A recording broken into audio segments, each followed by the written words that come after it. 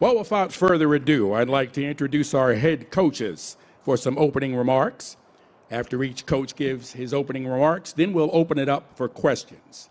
First, for the 6th-ranked Tennessee Volunteers of the SEC, Coach Josh Heupel. Thank you to everybody here in the Orange Bowl committee, to everybody in this community that puts this football game on. As a representative of the University of Tennessee, couldn't be more excited about being here in South Florida and the opportunity to represent our program and our university. Our staff, our players have had a tremendous year, put in a ton of work to have an opportunity to play in this football game. And I know that everyone's extremely excited. Vol Nation will show up in droves. It will be an exciting opportunity, a great football team. Coach Swinney and his program have done a great job for a long time, and certainly looking forward to that contest and have a great appreciation for everything that they've done. It's been 25 years since Tennessee's been here. It is a unique opportunity. It's a unique group of young men that have changed the trajectory of Tennessee football here, and really proud of what they've accomplished this season. Having been in the state, lived in the state, been down here in South Florida before, to the committee and the Orange Bowl, its mission, you can see it and you can feel it and the impact that it makes throughout the community down here, and have a great appreciation for what you guys do on a consistent basis. This is my will be my 4th game.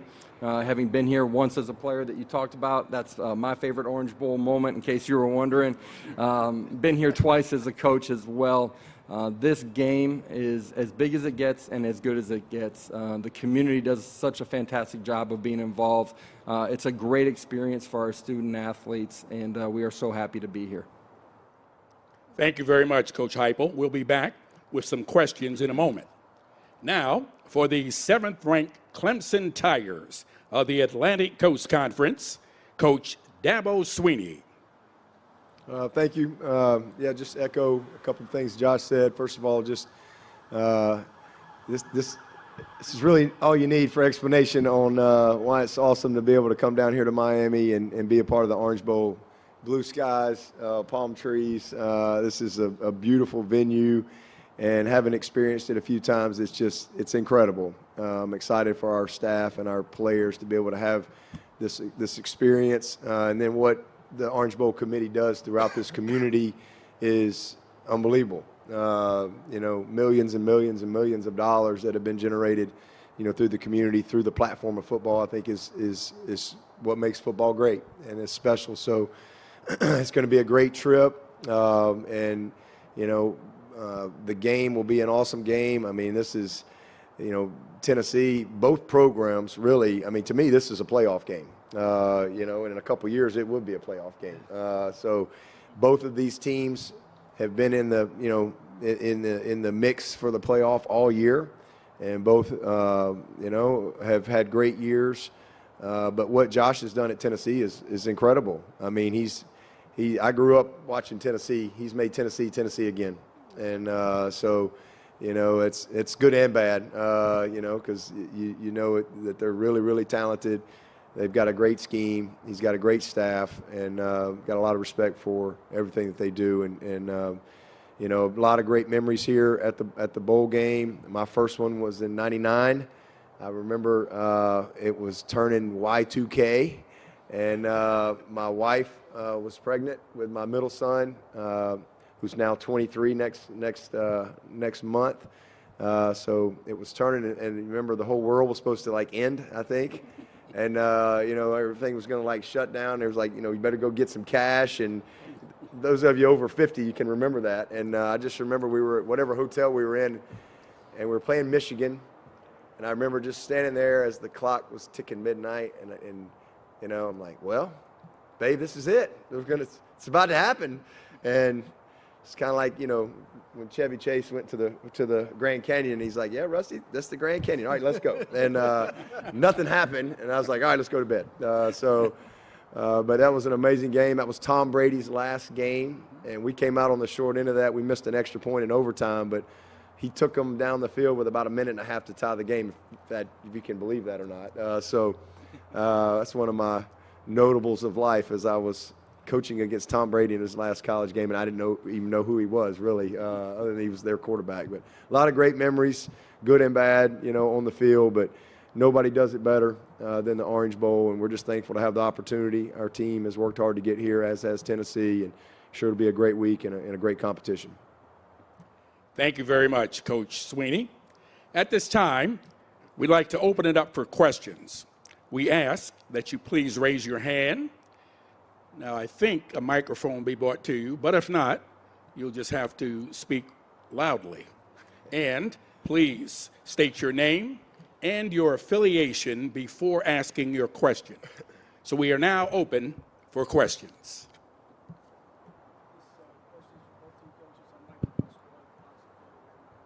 Here comes the microphone. Mike.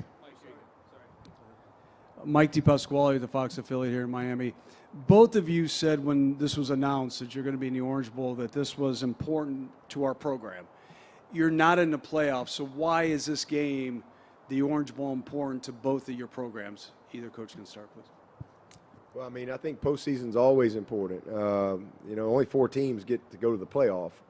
There's 131, I think, Division I teams. So, this is an opportunity to compete at the highest level. I mean, this is the Orange Bowl.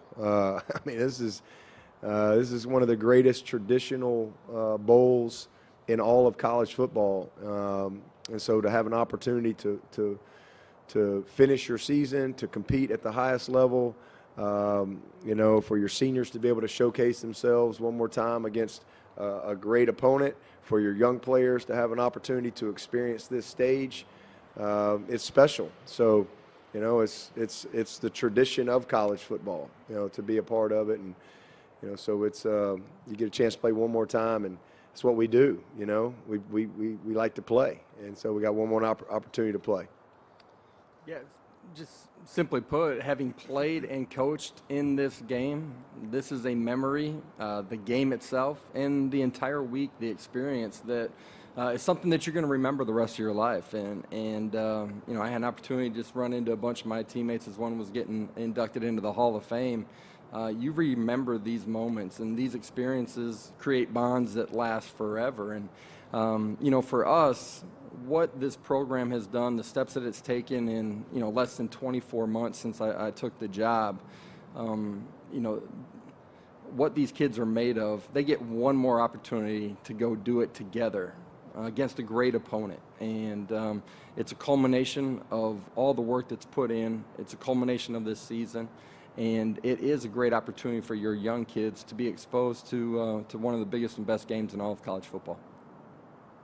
David Wilson, Miami Herald. First, I have one for Josh. Kind of following up on what you were just saying. Obviously, it's been a while since Tennessee has been in one of these New Year's Six, BCS, whatever we want to call them. Just how important whatever they're called now. Yeah, whatever they're called, or whatever they were called. Just as a building block, how important is this in terms of maybe exposure, and then also, like you said, for some of the kids who might learn from this, and just the experience of getting a big game like this, because obviously you're hoping you're going to be in these more often. Yeah, absolutely. Believe and know that we will be in a bunch of these big games here as our program continues to only grow. Really proud of the steps that we've taken in, essentially about 22 months. For us, this is an opportunity to, again, be on a national stage, as we are all year long in the conference that we play in. We've played a lot of really great opponents. We get a chance to play another one here, and for us, it's an opportunity to take another step as a program. The practices that you get are important in the development of your roster. We get an opportunity to finish the season the right way, and in some ways, you're kicking off the following season too. And so for us, it's a national stage, has an opportunity to have a huge impact in recruiting, and we get a chance to take another step as a program. And then for both of you, I know you both like to recruit around here. Just is there value in playing a bowl game here in an area that is so important to recruiting? Yeah, absolutely. Obviously we have a brand that has an opportunity to attract kids from all over the country. Having an opportunity to be in this footprint, the players on our roster that are from here, the exposure that we're going to get all week long and then culminate with the game, it absolutely is something that can help you in future years in your recruiting endeavors.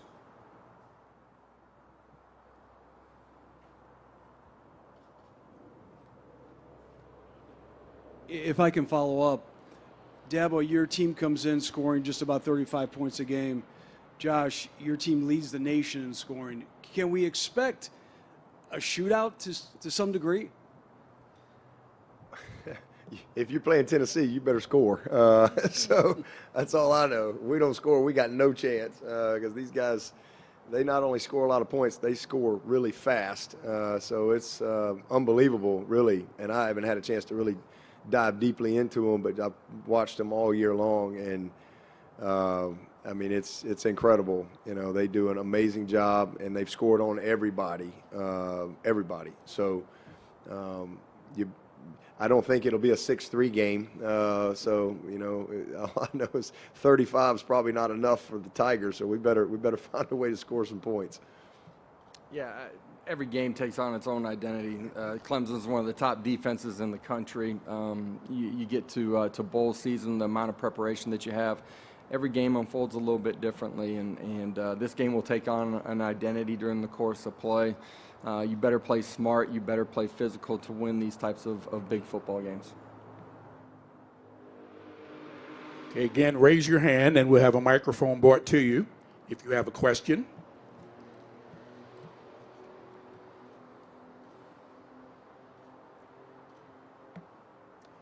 No more questions? You're letting them off easy.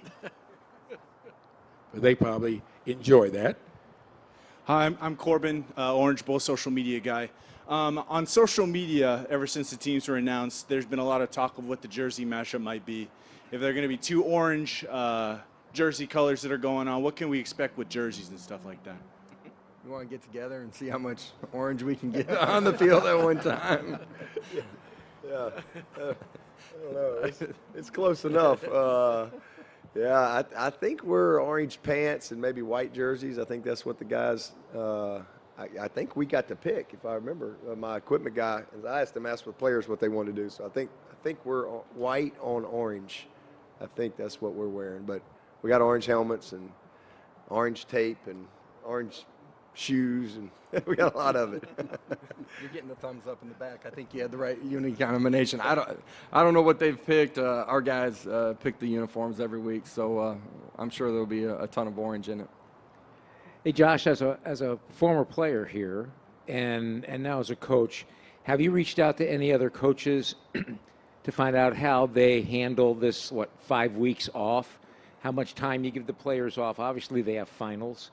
Some are recovering from minor scrapes and injuries, but you still need to get them prepared.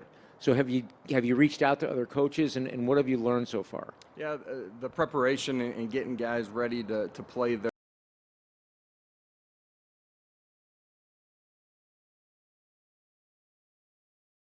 on the way up. The calendar is really unique just as far as when signing day is, how late the staffs are on the road. I think it's really hard to balance this year. You try to put your kids in the best situation. Guys have been playing a lot of football that are banged up. You want them to have a chance to get healthy. You want to get some young guy work in too. You got to continue to develop your roster. You're going to try to balance all of those things here, and recruiting is a big part of it up until we actually get to signing day. Having played and coached in a bunch of these games, you rely on all of those things that you learn throughout your career to try to put your kids in the best situation. And Dabo, can you pull the curtain back? Was there a time when maybe you gave them too much leniency at a bowl game where they went out and you thought maybe I should have not been so lenient? You know, I learned a lot as a player. I was in a lot of bowl games as a player, and one of the things that I learned was from Coach Stallings. In 1990, we went out to Arizona, the Fiesta Bowl, and played Louisville. And we had no curfew. He had been in the pros for like 18 years, and I was a sophomore, and we had no curfew. And so, well, I just remember, the night before the game and some of the things, and I'm like, we're going to get killed. And they had this quarterback named Browning Nagel, and I think we made him a first rounder that day, but they destroyed us. And but it was Coach's first bowl game. He had, like I said, hadn't been in college in a long time, and that all changed the next year. In fact, the next year we were right down here in Fort Lauderdale at the Blockbuster Bowl playing Colorado. And it was a whole different deal. And so I had the two perspectives as a player, and then obviously, you know, as a coach, I've been in a lot of them, both at Alabama and at Clemson. And, you know, I think you have to have, you want to have, let them have some fun, and they need to enjoy the experience. I think that's very important. This is college, and that's, you want them to enjoy this college experience and make great memories and all the things that come with it. But you also have to have some structure for them to help them all the way up till game day to get ready. So as Josh was saying, I mean, there's a lot that goes into these few weeks, a lot. You know, they got finals next week. We're trying to practice. We're trying to recruit. We got signing day. So it's a kind of a weird calendar this year. So you just have to be smart with them. And as he said, you want to work on the opponent. You want to work on going back to some basics of some things that you do. You want to develop your young guys. We'll have some what we call JV practice and, you know, work some of those younger guys and take advantage of that. So there's a lot that goes into getting ready to play the game all the way up until you kick it off. And I think how you manage that is important. But, you know, as far as my own personal experience, I think the biggest regret that I may have just as a head coach was, you know, maybe trying to do too much. I do think less is more in these type of games and this type of deals. So you got a team that's played 13 games. And it always depends, too. Some years your roster is younger or older, so you got to have a feel for that. But, you know, this is an opportunity for both teams to grow our team, you know, and you start over every year. And so it's an opportunity for a great finish, but also create momentum and value and experience going into the next season.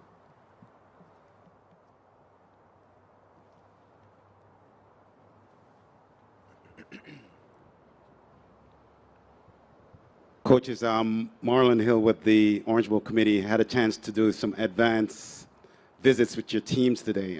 But the question that I wanted to ask personally, what did both of you learn from your losses this year going into this game? Well, I mean, I think, you know, you get 12 days, you know, and then you count them all up at the end of the year, and you want to win them all. You know, we go into this thing every year, you know, every game is the biggest game of the year, and you try to instill that in your kids. I think that's what it takes to be consistent as a program, you know, and when you win, you got to be able to move on.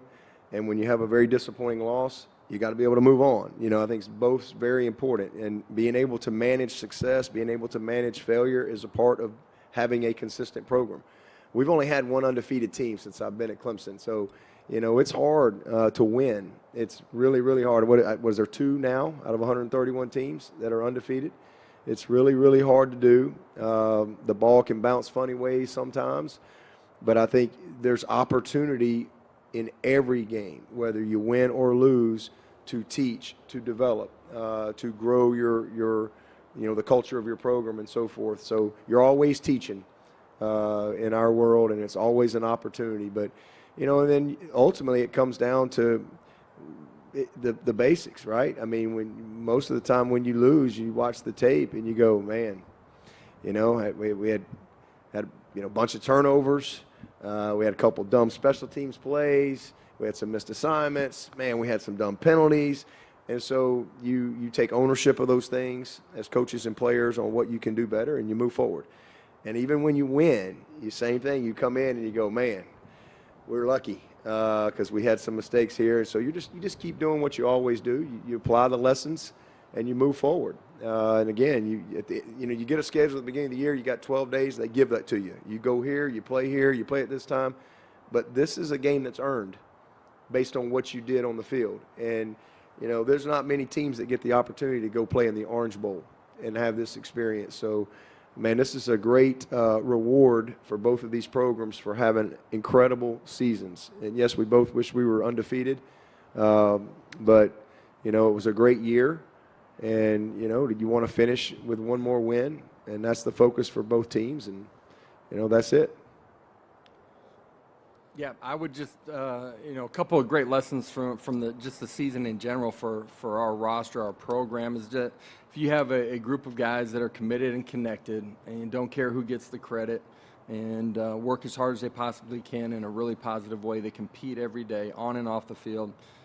You set the barrier of what you can and can't accomplish. And I think that's really powerful in sport, but I think it's even more powerful as you get into the real world. The second lesson for us that I think we've learned inside of our program and will carry forward is, as a competitor, you're only as good as your next performance. Everyone around you, the media, but your family, your friends, they're going to pay attention to what happened the previous Saturday. And as a competitor, you got to reset, refocus, and be ready to go compete. Everybody's going to want to win and play well when they get to kickoff. You got to do the things that it takes during the course of the week and be able to reset really quickly. Quick follow-up for you, Coach. You lost one of your, in my opinion, a Heisman finalist. Yeah. How was Mine too. How was the team adjusted to that loss? Yeah, I think Hendon's ability, you look at Hendon's career and the ups and downs that he went through. It's a great lesson for everybody in sport and in life. The ability to handle that and to come out on the other side. And he's so confident and comfortable in who he is. That's why his college football journey took the path that it did and ultimately became one of the best players in college football and helped change a program. Because of those things, after the setback of being injured, which is devastating, all the work that you've put into it, the things that we had an opportunity to accomplish as a football team, it's devastating. And, that next day was really hard for him. A lot of tears. I know you asked the question why when you're in that situation. But because of his faith, is able to come out on the other side of it. And he's out on the practice field with us that week. You could still feel his energy. Just because he wasn't playing didn't mean he wasn't still the same leader inside of our program. He's got an unbelievable future ahead of him. This is a small bump in his journey. I know he's going to be tremendously successful as he gets to the next chapter in the NFL. And, he's got to go through a rehab process, but he's going to handle it the right way. And I know that because of, what he's done his entire life and his impact has been felt inside of our program while he was healthy, while he's been injured, and he'll be a part of our program forever. We'll take one more question.